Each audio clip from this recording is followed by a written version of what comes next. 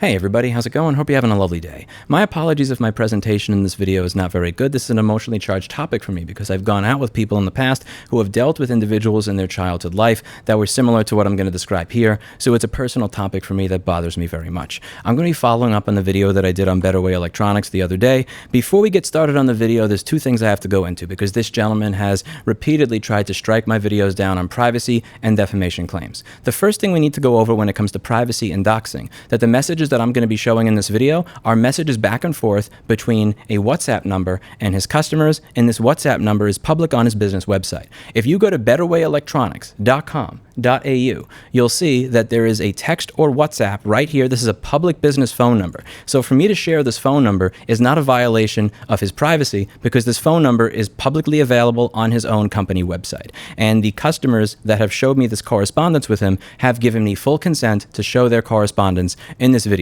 The second thing that I'm going to go over here is the defamation claim. I'm going to be reading you articles from credible Australian news websites as well as court websites. If you are somebody from YouTube who's listening to this and you think that there is an issue with privacy or defamation, just look it up for yourself and you'll see that those claims are complete utter nonsense. So let's get into what we're going over here.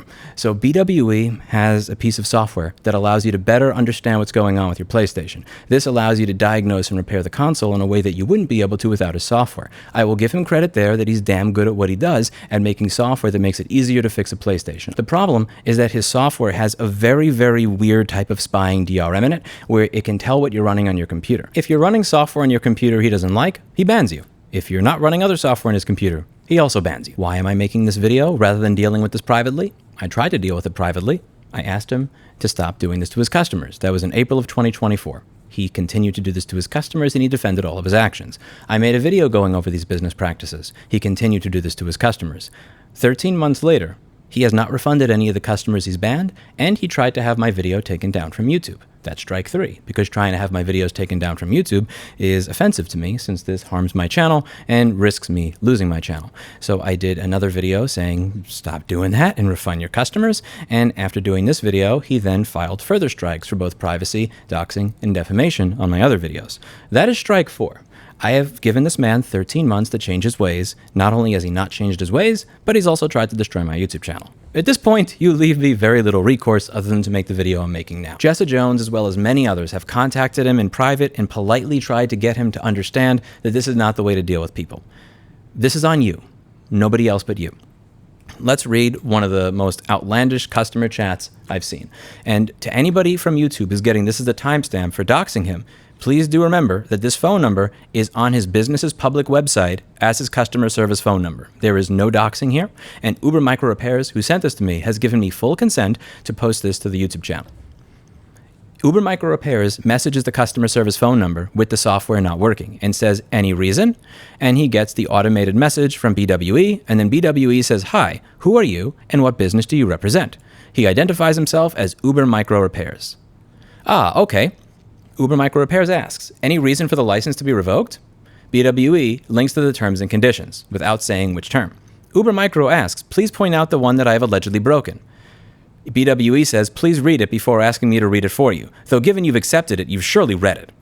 Can you tell the assault and passive-aggressive, arrogant prick in this, for lack of a better way to put it? Is that the way you treat people that have paid you? I'm not a mind reader. Please enlighten me on the terms you think I have broken. As far as I'm aware, I did nothing wrong. That software was last used on February 15, 2025, and since that day, the laptop was on my shelf with a dead battery. So again, please let me know what I did wrong. BwE responds, then no loss? Sorry, what does that mean?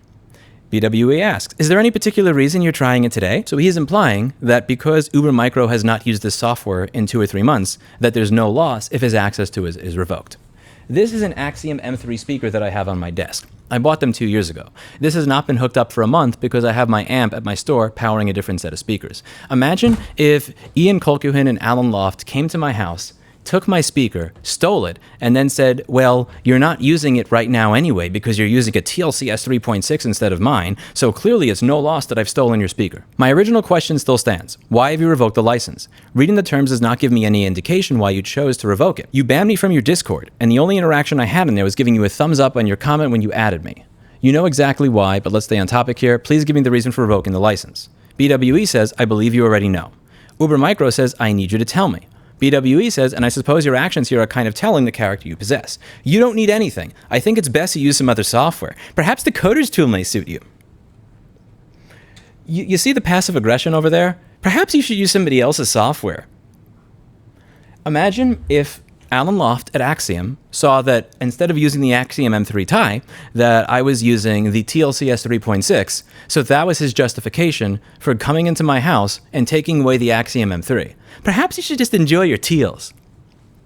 That's insane. Imagine Alan Loft and Ian Colquhoun at Axiom are jealous that I prefer the TLCS 3.6 to the Axiom M3. So that's the justification that they give. And then when I ask, why have you stolen my speaker that I paid for out of my house? He goes, well, why don't you just go and enjoy your TLCS 3.6s? This is the type of jealousy that I would expect from a toddler. But that's actually insulting the toddlers because I don't even expect a 4-year-old to be this petty. Well, it would seem you're avoiding the question. End of conversation. I honestly have no interest in talking to someone as disgusting as yourself. Please stop talking to me. Thanks. This is not how somebody who is emotionally and mentally healthy responds to a customer. Don't ban customers because of this. Oh, I get it now. Phil shouted me out in his video, which he did off his own back, I might add. I see now. BwE. I don't watch his videos, and I don't see how that would warrant anything. Micro says, so I'll take that this decision of yours is theft. BwE. You can take it however you please. Pursuant to my terms which you agreed to, you're banned. Uber Micro says bye.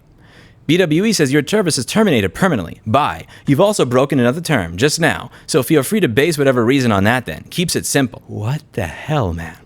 Uber Micro repairs. People need to know that you are avoiding a simple question. BwE.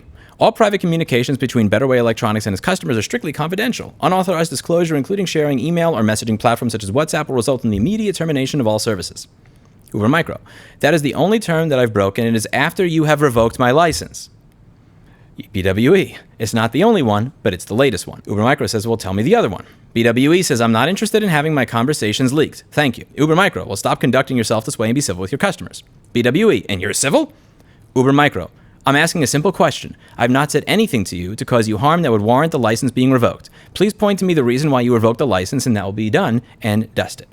Again, keep in mind, he said that he was revealing messages and that's why the license was revoked, but he only shared messages after his license was revoked without reason. You're avoiding the original question. Sorry, but I value my privacy. Perhaps you should have been cognizant of the terms. Well, this is unproductive. I'm cutting off any communication with you now. And there's a reason he values privacy of certain matters, and we're going to get into that. The matters within which he values privacy the most are matters that are completely public and public record. Let's go over the second time that he has treated a customer this way. He's going to make fun of a customer for not wanting to give him his state ID in spite of the fact that this gentleman's own business website uses somebody else's name. If you take a look at the whois for BetterWayElectronics.com.au, the person who owns this is not Louis. It's not him. His domain name is registered to Julie Marie Miller Morrison. So his domain name for his website and his business is registered to somebody that's not him. Keep that in mind when you see how he's going to berate and make fun of this other customer. Hello, I'm getting incompatibility error 12 and trying to use your code reader. I have been using it for months without issue. I haven't made any changes to my computer. I don't understand. Please help. Jeremy Lake DRP Fix. Thank you for contacting BetterWay Electronics. Please let us know how we can help you. Thank you for your message. We're unavailable right now. Blah, blah, blah. He sends a message which is a picture of what's going on with the software. BetterWay Electronics responds with the URL to incompatible error information. The customer says, I don't know what any of that means. I don't see a reference of error 12. I closed everything out on my computer, turned off Windows Defender. It still will not work. Nothing else is running. I don't know any other code reader software. Please help. BwE. Why do you think you need a reference to 12 when there's also no reference to 1 or 2 or 3? Isn't it obvious it's for any of these? Anyways, please send photo ID that matches your purchase. He's asking for photo ID from the customer. The customer doesn't send photo ID, but he responds with a photo of his receipt. I believe this is a screenshot of the receipt that has the invoice information, and it has the last 4 digits of his credit card, which I have censored from this screenshot. BwE makes fun of him and berates him and says, so wait, when you're driving and a cop pulls you over, you show him this? The customer responds, it's a business credit card in my father-in-law's name. I'm not asking him for a copy of his ID. Louis, so you don't exist and he doesn't exist. And then he links to the terms. BwE is mocking this customer for not wanting to give him his state ID. He's mocking him for showing the receipt for the software, in spite of the fact that on his own website, he doesn't even have his own name attached to it. Wrong key. This is not your name, sir. Yet you're making fun of people who may have somebody else at their business do this. Steve will use my credit card because it's my company and Steve is the manager of it, and that's going to have a different name on it. If Steve asked for my photo ID because our copy of QuickBooks or something stopped working, I would say no. If a customer has sent you both their email address, proof that they've paid you, their invoice number, and everything else, you have everything that you need to ensure that their license number is then going to work. You don't need their state ID. And I find it very strange that somebody who won't even attach his name to his business website is then making fun of somebody for providing a receipt in response to a request for them to prove that they purchased the software. I'm going to read one of the last emails before digging into his business that made me feel sick. I'll just read this. I'm not going to put his name or anything on screen. Email correspondence with BwE. Note, this correspondence is immediately after Hurricane Helene hit us. I am located in Asheville, North Carolina, and had no cell phone or internet or power from September 24th close to the end of October. Insurance denied most of my inventory and workshop tools that were damaged because I didn't have flood insurance. Nobody did. With the small bit of funds I had left, I made a decision to try to Hail Mary and bought a generator to power a select bit of old bench tools, and I drove a few hours to get service to buy BwE's product and download. This was an attempt to cut my diagnostic time down substantially and hopefully stay alive by fixing the more advanced issues PS5s I was sitting on without access to the internet to locate schematics and information I would normally require. Instead, it cost me hours of time driving to get service to communicate with him, trying to get his product working, and in the end losing both time and money with zero return outside of another brick stacked on a mental and financial breakdown. This man took my family and my business at our lowest, a time I cried more than I had in my entire adult life, and I'm 38 years old, and grinded his heel in. I very rarely speak negative about anyone, and if I do, I'm quick to apologize and feel remorse. This may be the one exception I have and ever will have. Of everything destroyed, the mountain of debt and toll my family and I were walking with, the scar from Louis kicking me when I was at rock bottom will be the only thing that time won't heal. Thank you for being the voice for businesses like mine who are silently working to stay alive. It means far more than words could describe. And yes, Louis did talk to this man in a worse manner than he spoke to the other two. Made me sick. Let's talk about BwE. I'm Louis. I have a master's degree in cybersecurity, a bachelor's in management, a bachelor's in information systems, and a diploma in business. I'm currently undertaking a PhD in cybersecurity. So he's going for his degree, and he lives in Brisbane, Australia. If you take a look at his GitHub, there's a few things you're going to notice. The first is that the commits started around 2018, and second thing you're going to notice is all these weird underage-looking anime girl-looking characters over here. They show up a lot on his YouTube channel, and they show up a lot over here. And this is all going to come into context at one point. Remember this, and remember that most of the commits here are starting around 2019 and to 2018. His website is registered to Julie Marie Miller Morrison, not Louis. Who is Julie Marie Miller Morrison? Julie Marie Miller Morrison is somebody in Australia that owns Phase 4 Modern. She's listed under this business name. What is Phase 4 Modern? Phase 4 Modern, it looks like a record and cassette store. Nothing wrong with that. You just like a place where you could go to get old records. Pretty cool. And it says in both this article and this article that Donat Harahaj and Julie Morrison own this place. If you look down here, it says that the owners are Donat Dani Taharaj and Julie Morrison. Why do these people matter?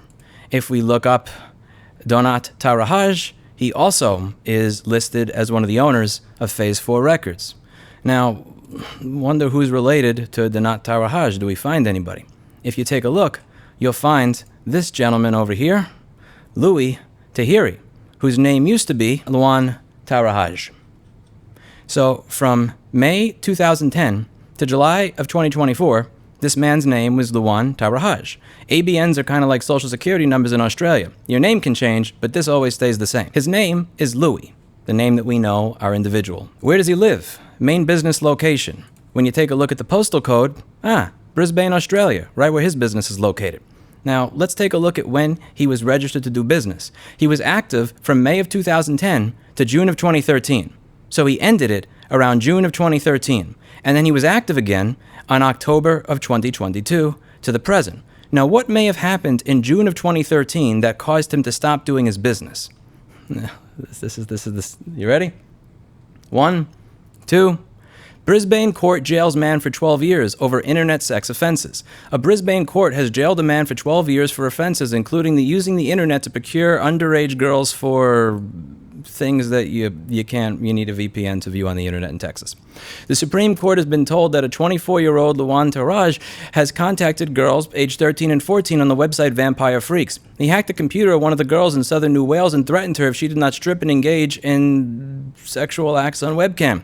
Police found 180 child things you can't view on the internet in Texas without a VPN, images on his computer, and that he had bragged online about his conduct. He posted images on 2 internet sites along with comments like epic win and enjoy and learn from the master. No remorse. Justice George Freiberg said Taraj had shown no remorse and ordered he serve half his 12-year term before being eligible for parole. He urges parents to only allow their children internet access in shared spaces. When you take a look at the rest of the case, there's an entire thing over here. This is public from Australia's website, Australia government. So if anybody's watching from YouTube and they think I'm making this stuff up, view this website for yourself. I'll link it down below. I'm going to read you some of the highlights of this.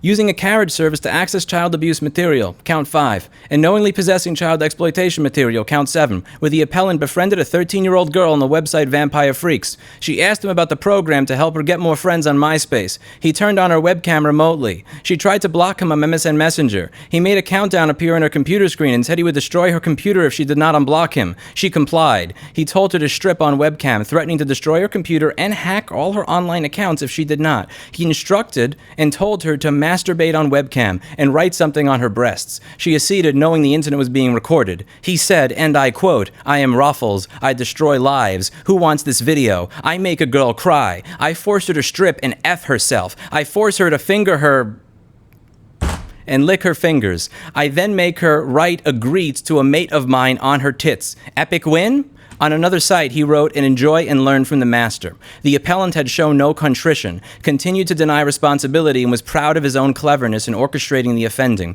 He did not cooperate with the authorities in the administration of justice. With time for rehabilitation to occur, the appellant's denial of responsibility and lack of remorse did not suggest these prospects were promising. There was going to be a 12-year prison sentence. However, this wound up being commuted to a 4-year non-parole period. There should be a non-parole period of 4.5 years. Case, August 2013. When did his business first end?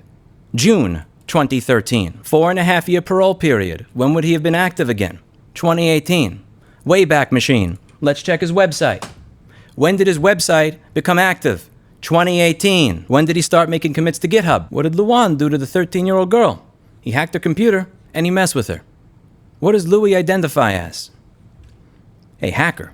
I eventually shifted my focus from hacking to reverse engineering. What does he do to his customers? He screws with them. He messes with them. He gets access to their computer. He messes, and then he treats you like a piece of garbage. What did he do to these girls? I am Ruffles. I destroy lives. Who wants this video? I make a girl cry. Enjoy and learn from the master. The applicant shows no contrition, continued to deny responsibility, and was proud of his own cleverness. With time for rehabilitation to occur, the appellant's denial of responsibility and lack of remorse did not suggest these prospects were promising. Keep that in mind.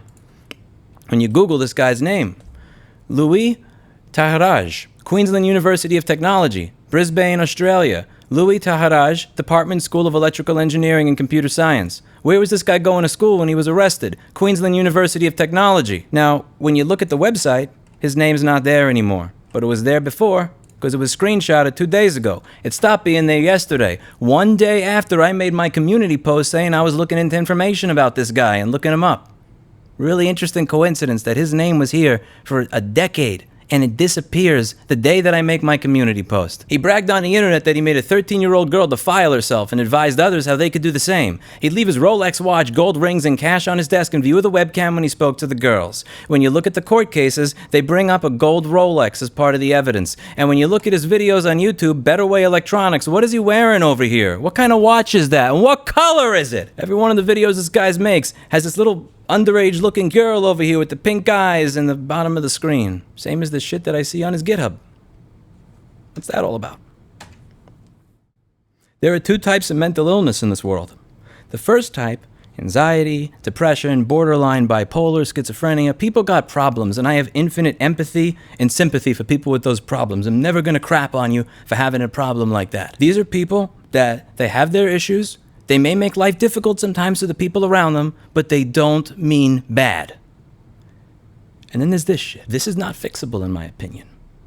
As the court said, with time for rehabilitation to occur, the appellant's denial of responsibility and lack of remorse did not suggest these prospects were promising. The exact same mentality and the exact same kind of stuff that's being said to these 13-year-old girls is the exact same attitude he has when he's messing with his customers, taking control over their computer, telling them what they can and can't do, laughing and screwing with them. In my opinion, with this type of mental illness, hurting people is the point. It's not like you've hurt somebody as a byproduct of anxiety or depression or schizophrenia or borderline or bipolar.